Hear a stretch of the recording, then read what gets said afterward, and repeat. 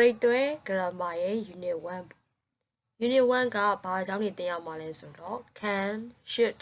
must ဒီအကြောင်းတွေကိုလေ့လာရမယ်သူကဘယ်မှာမေးနိုင်လဲဆိုတော့ Grade 12ရဲ့ multiple choice နံပါတ်2မှာမေးနိုင်တယ်အဲဆိုရင်တို့က can တွေ should တွေ must တွေအကြောင်းမလေ့လာခင်မှာအရင်ဆုံးအင်္ဂလိပ်စာမှာ sentence တစ်ကြောင်းကိုတည်ဆောက်မယ်ဆိုရင်ဘယ်လိုမျိုးတည်ဆောက်လဲဆိုတာအရင်လေ့လာရမယ်ပထမဆုံးရေးရဆိုရင် subject ရေးရတယ်ပြီးရင် verb ရေးမယ်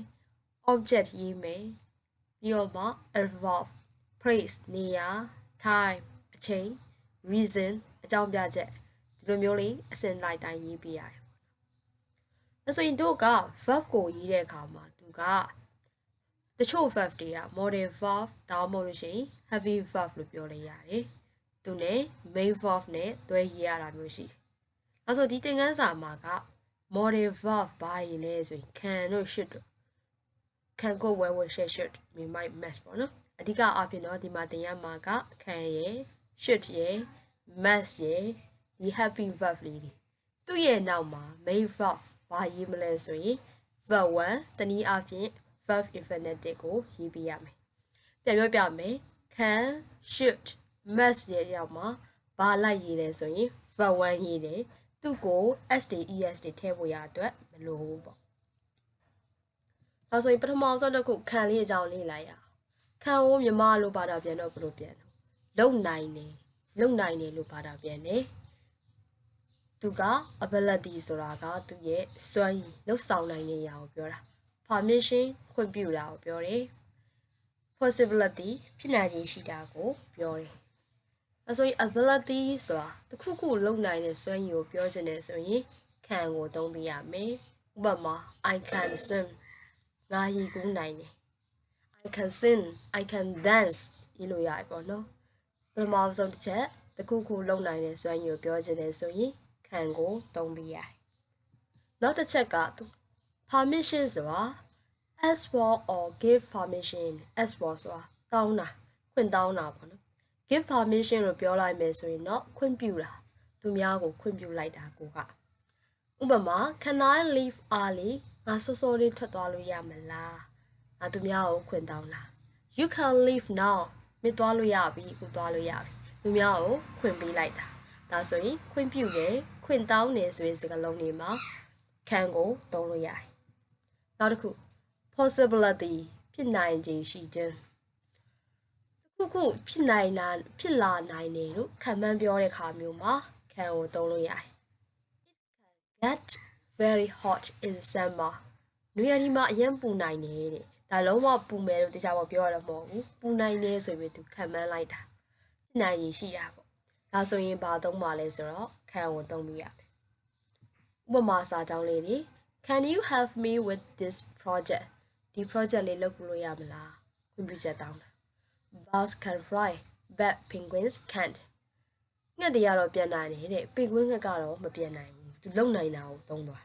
It can rain later so take an umbrella ခဏနေမိုးရွာလောက်တယ်တဲ့ဒါဆိုရင်ဘာလို့ထီယူသွားပေါ့ဒါဆိုရင်ဘာလို့သူဖြစ်နိုင်ရည်ရှိရဲ့စာကြောင်းလေးမှာသုံးတာဒါကဥပမာလေးထပ်ပြီးထားပါဘောနော်ဒီဥပမာလေးတွေကိုတော့ ability ဆိုရင်ဒီမှာ I can lift that heavy box she can speak French fluently လုံနိုင်တဲ့စာကြောင်းလေးတွေကိုပြောတာ permission မှာ can I borrow your pen ပေါ်ပင်လေးငှားရမလား You can leave early today မင်းဒီနေ့စောစောသွားလို့ရပြီခွင့်ပြုချက်တောင်းတယ်ဖွင့်ပေးတဲ့စာကြောင်းလေးမှာတောင်းတယ် possibility ဖြစ်နိုင်ရည်ရှိတဲ့စာကြောင်းလေး It can get very cold in winter ဆောင်းတဲ့မှာအရင်အေးနိုင်တယ် He can be late sometimes တခါတည်းတော့နောက်ကျနိုင်တာပေါ့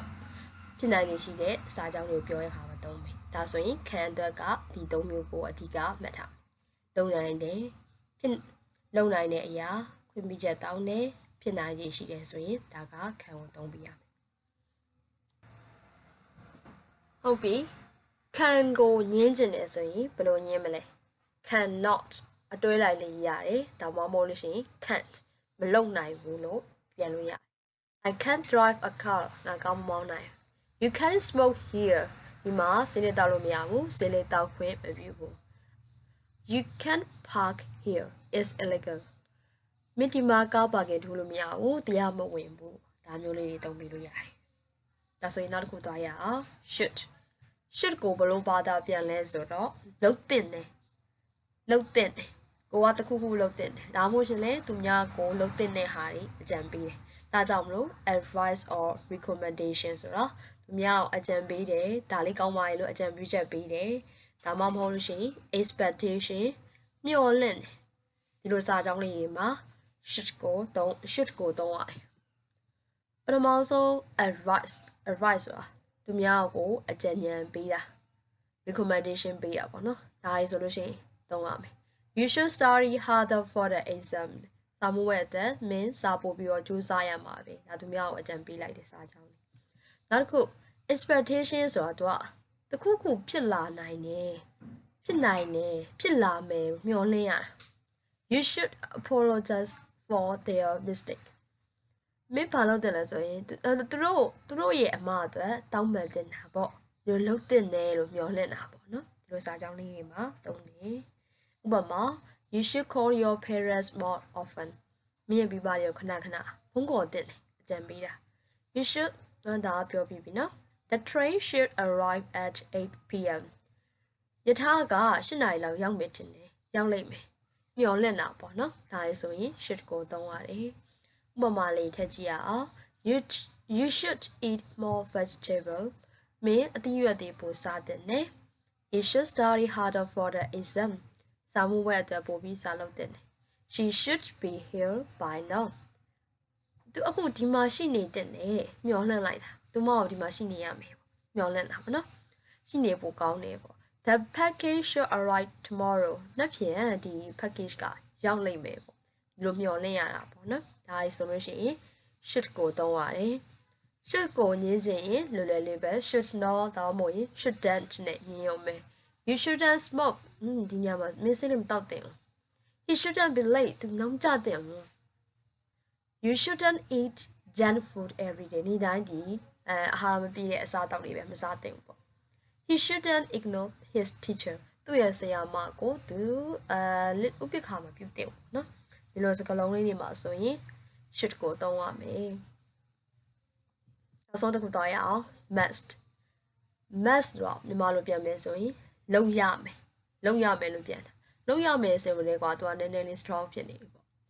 ဘာနာပြန်ရင်သူကဘယ်နေရာမှာသုံးလဲဆို rules or obligations ဆိုတာဒီစည်းကမ်းတွေတို့ဒါမှမဟုတ်ရင်တာဝန်တွေပေါ့ necessity ဆိုတော့သူကလိုအပ်ချက်တွေပေါ့ဘာလို့ဖို့လိုတယ်ဒါမှမဟုတ်ရှင်လေ strong recommendation အကြံပေးတော့မှတော်တော်လေးကို strong ဖြစ်အောင်အကြံပေးရမျိုးဒါမျိုးစီမှာဆိုရင်သုံးရတယ်နောက်ဆိုပထမဆုံး obligation ဆိုတာတာဝန်ပေါ့တခုခုလုပ်ဖို့ရတော့လိုအပ်တယ်ဆိုရ you must wear a seatbelt မင်းဘာလို့မှာမင်းကားကြီးစီးမယ်ဆိုရင်လေနဲ့စီးမယ်ဆိုရင်ခပတ်ပတ်ထားရမှာပဲဒါလုပ်ဖို့ရလိုအပ်တာစီကံတဘောမျိုးပေါ့နော်ဒါမှ must တုံးနေနောက်တစ်ခုကလိုအပ်တယ်တဲ့အခုလက်ရှိလုပ်ဖို့လိုအပ်တယ်အခုလက်ရှိလုပ်ကိုလုပ်ရမယ်လုပ်ဖို့ရလိုအပ်နေပြီဆိုလဲ must ကိုသုံးရတယ် I must finish this project today ဒီနေ့ငါဒီ project ကိုပြီးမှရမယ်ပြီးရမယ်ပေါ့ဒါပါတော့အခုလက်ရှိလုပ်ဖို့လိုအပ်တယ်လုပ်ကိုလုပ်မှရမှာပေါ့အခုလက်တော့နောက်တစ်ခု to strongly suggest something we must visit Paris something တနေ့မှာတော့တဲ့ငါတို့ဘာလုပ်အောင်မှာ Paris ကိုတဲ့တွားပြီးတော့လဲရမှာပဲတဲ့ဘာလုပ်လိုက်တာတော့လင်တက်တယ်ပေါ့ဒါဘာလို့တောင်ဆိုအကြံဉာဏ်ပေးအောင်မှဒီလုံးဝကိုပဲ strong ဖြစ်တယ်ပေါ့သူကတော့နော်အကြံပြုနေနေရနောက်တစ်ခုတေးကြတယ်ပေါ့စာတင်နေတယ်ဆိုတေးကြတယ်ဆိုတာကသူကတခုခုကိုကြည့်လိုက်ပြီးတော့ကောက်ချက်ချလိုက်တာသူမှာဥမာထားပါတော့ she must be at home လေသူမဘယ်မှာရှိရမှာအိမ်မှာရှိရမယ်တဲ့ her car is parked outside ဘာလို့အဲ့လိုပြောရလဲဆိုကားကိုအပြင်မှာထိုးထားတွေ့လိုက်တယ်အဲကြောင့်မို့သူကကောက်ချက်ချလိုက်တာသူအိမ်မှာပဲဖြစ်ရမယ်ဒါဆိုလို့ရှိရင်လေ must ကိုတောင်းတယ်ဒါဆို must ကိုတောင်းရတာ၄မျိုးရှိမယ်ဒီလိုစီကံနေဒါမှမဟုတ်ရှင်တာဝန်တွေမှာလည်းပြောတဲ့အခါမှာ must ကိုတောင်းတယ်အခုလက်ရှိချက်ချင်းထားလို့မလို့အနေဟာမျိုးတွေဒါမှမှလည်း must ကိုတောင်းတယ်နောက်ပြီးတော့လုံးဝ strong ဖြစ်တဲ့အကြံပေးတာတွေဆိုလဲ must ကိုတောင်းတယ်နောက်ပြီးတော့တေးကြတယ်တခုခုကိုကြည့်ပြီးတော့ကောက်ချက်ချလိုက်တယ်ဒါဆိုလို့ရှိရင် must ကိုတောင်းရမယ်ဥပမာ you must finish your homework before going out ဒါတာဝန်ပေါ့အပြင်မသွားခင်ဘာလို့မင်းအိမ်စာကိုပြီးရမှာပဲတဲ့ you must try this cake is amazing ဒါ recommendation ပေးရပါဒီ cake ကိုစားကြည့်တယ်ဟာအလုံးအမြင်စီပဲ You mustn't use your phone during the exam လေစာမိုးဝဲတင်မှာဘာမလုပ်အောင်လဲဖုန်းမသုံးရအောင်ဒါလုံးဝတားမြစ်ထားနော်ဒါဆိုရင်သူကအမှန်ပါလေ obligation ဆို you must wear a seatbelt in the car student must submit their assignment on time လိုအပ်တဲ့ဟာတွေပြောတယ် strong recommendation ဖြစ်တာကိုပြောတဲ့အခါမှာ you must try this case installation we must protect the environment ဘာလို့ပတ်ဝန်းကျင်ကိုကာကွယ်ရမယ် and ဒါရေးဆိုရင်လည်းဘာလို့ must ကိုသုံးရတယ်နောက်တစ်ခုကတော့သူက negative form နဲ့ရေးတဲ့အခါမှာလုံးဝ strong ဖြစ်တယ်လုံးဝမလုံရဘူးတင်းကျပ်တယ်ပေါ့နော်လုံးဝလောက်ကိုမလုံရဘူးဆိုတဲ့အဓိပ္ပာယ် you mustn't tell anyone this secret ဒီဟာကိုလျှို့ဝှက်ချက်ကိုဘယ်သူမှမပြောပြရဘူး student mustn't cheat on the exam စာမိုးဝဲမှာကျောင်းသားတွေဘာမလုပ်အောင်လဲခုမချရအောင် you mustn't smoke here ဒီမှာစိတ်လေးမတော့အောင် you mustn't share the password ဘယ်သူမှမ share ရအောင်အန်တာမျိုးရေးဆိုရင် must not တုံးတယ်ပေါ့နော်ဒါဆိုရင်ပြန်ပြီးအနည်းချုပ်ကြည့်ရအောင်သုံးမျိုးရှိမယ် can ဆိုရင်လုံနိုင်တယ် should ဆိုရင်လုံတဲ့တယ် must လို့ပြောမယ်ဆိုရင်လုပ်ကိုလုပ်ရမယ်ဒါဆို can ကဘယ်မှာသုံးမှာတော့လုံနိုင်တယ်သူများကိုခွင့်ပြုလိုက်တယ်ဆိုရင်အဲ့ဒါ can သုံးလို့ရတယ် should ကကြတော့သူများကိုအကြံပေးတဲ့နေရာမှာအဓိကထားသုံးတာ must ကကြတော့သူရဲ့တာဝန်တွေတို့လိုအပ်တာတွေတို့ဒါဆိုလို့ရှိရင် must ကိုသုံးတယ်ဥပမာစာကြောင်းလေးကြည့်လိုက် I can play the piano ငါ piano တီးနိုင်တယ်ပေါ့ဒါပါတော့သူလုံနိုင်တာကိုပြောတာ you should exercise regularly မင်းနေ့စဉ်ပုံမှန် exercise လုပ်တဲ့ဒါပါအကြံပေးရပါတော့ you must follow the rules တော့ဒီ rules တွေကိုပြီးအောင်မင်းလိုက်နိုင်ရမယ်ပေါ့ဒါလေးအဲကြတော့ကျွန်တော်တို့ကဘာလုပ်မလဲဆိုရင်ဗီဒီယိုကနေပြီးတော့ဒီဗီဒီယိုလေးကိုထပ်ခါတလဲလေးနားမလဲတဲ့ဆိုပြန်ကြည့်